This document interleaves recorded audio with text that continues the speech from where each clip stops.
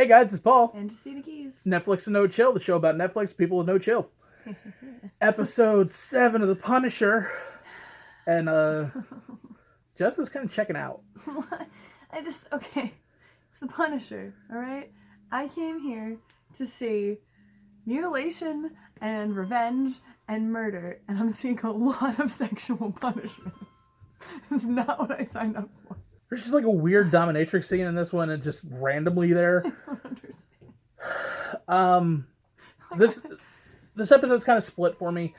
The kid, again, like, I don't even care enough about him to remember his name, and that's how much I care about his arc in this. If he doesn't come at the end and, like, save Frank, I'm going to hate that we spent any time on this kid and his PTSD.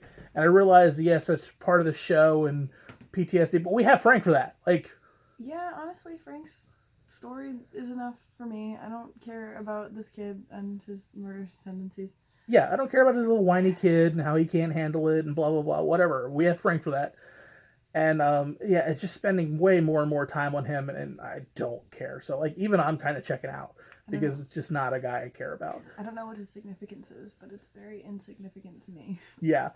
I'm not a huge Punisher comic guy, so I don't know if, like, this guy has any real significance in the comic. But right now, I just don't care. So the Punisher is now realizing that he has been set up, that Billy is, so I just don't care. And a lot of this episode is another one of those hurry up and wait episodes. It's a lot of info dumping, a lot of not even a lot of really character dumping. It's just a lot of talking that doesn't really go anywhere. The only thing that of any kind of significance, of course, is we find that Frank is getting a little bit closer to Agent Orange. Madani finally realizes why things are going bad for her.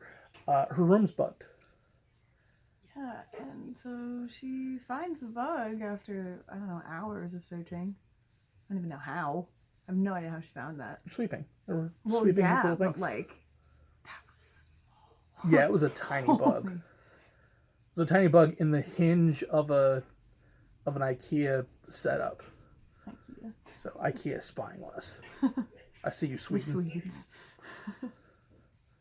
94. They give us 95 pieces. There are only 94 pieces on the instruction manual. Let's see what's going on. Wow. I don't know why we're like this. So we've gotten to the point where Frank is going to take out Agent Orange, and he misses because he underestimated Agent Orange. I don't know. Like, I feel like Frank had to know that it was bulletproof. I don't think he did, because it's one of those things where, like, you don't, because you saw the genuine surprise on his face. Yeah, but I feel like he had to know it was bulletproof, maybe not to the extent that it was. Maybe he assumed it was going to be thick. Maybe he assumed it was going to be too easy, and then but he figured, okay, I guess it is going to be easy enough, and takes a shot, and bulletproof glass saves this man's life. That glass was thick with 2 Qs. And then he has to run because now everybody is on high alert. And that's where we leave this episode. Again, this is basically the halfway point. I'm still kind of into it. Jess basically checked out. But again, it's just because she doesn't like... I'm in it when it's Frank and Micro. I'm in it for that. And I'm kind of in it with Madani. And I don't know. It's just like I don't watch porn, and there's a lot of things in here that remind me of porn. Pretty damn close to porn, yeah. I was like, I don't watch. Why are you doing this? Stuff between Billy and Madani is basically porn. Like that's some graphic stuff. That's a lot of ass. Not that there's really anything wrong with that, but like, how does this further the plot for me? I mean, it helps that they're both hot. So I mean, I will take that. Okay, fair, but like, it doesn't further the plot.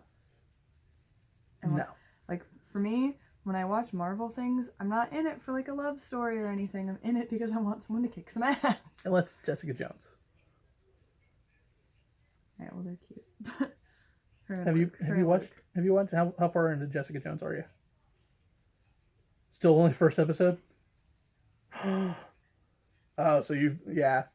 Okay, so she is making. Okay, I have PTSD from emotional abuse, so I'm afraid.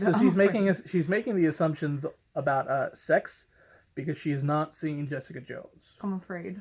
Because well, I know what it's about, and I'm afraid to watch it. And a lot of my friends that have seen it are like, I don't know if you can handle it. I think you could. I'm just saying that like there's some like as much as I like The Punisher and I agree with this, it's kind of pornish in some of these things.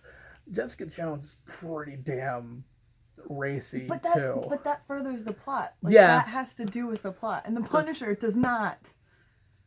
Yeah, I'll give you that. Ball gags. Yeah, the ball gags. Cables. Ball gags and jumper cables on your nuts. On your nuts. Why? I don't even have. Why? And oh my god. Why? Oh. Why? We have to touch on it because it is right after the Super Bowl. Jestina didn't really watch it, but she didn't really need to watch it because the Cloverfield Paradox came out literally the day after, right after the Super Bowl. Don't say it. It's terrible. It's just a really bad movie. It's like an hour and 45 minutes, and an hour and 44 and a half of it has nothing to do with the Cloverfield series as a whole. And then that last 30 seconds, it's like, oh my god, monster. It could have been good, but it was literally just a discount version of Event Horizon smashed into the Cloverfield storyline. And that's pretty much it. Like it's bad. A lot of people were just like, "Oh, it was brilliant marketing to add all the hype and then immediately drop it." It's like, no. They immediately dropped it because they didn't want critics destroying a crappy movie, and that's basically what it was. So yeah. Are the Cloverfield movies worth it? That's what I want to know. The first Cloverfield movie, I believe, is worth it, and the second one is decent. Okay, am I gonna get motion sickness? Because I don't, but I know that some people did. And the first one's really bad as far as like found footage. There's a lot of running. I don't get motion sickness that badly, but Cloverfield, the 10 Cloverfield Lane is not a found footage, okay, so you'll be fine on that. But the first one, I can see how some people would get a little bit of motion sickness on it. Well, yeah, don't they have fucking garbage cans at the end of every row in the theaters?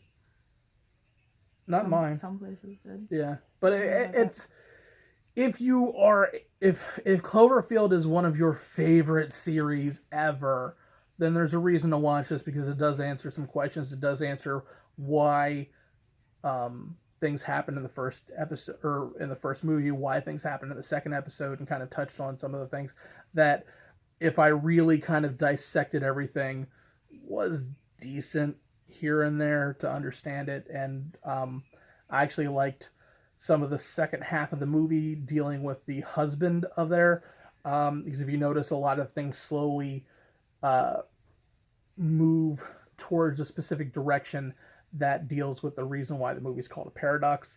But it wasn't enough to save the movie. It just wasn't great. But yeah, that's pretty much it. So we'll skip to the ending now. But that's it for this episode. That'll be the tag of our review. It's like episode 7, jumper cables on her balls. Why? Yeah, why? But again, guys, we will see you next week. It's been Paul and Jestina, please. See you guys. Bye.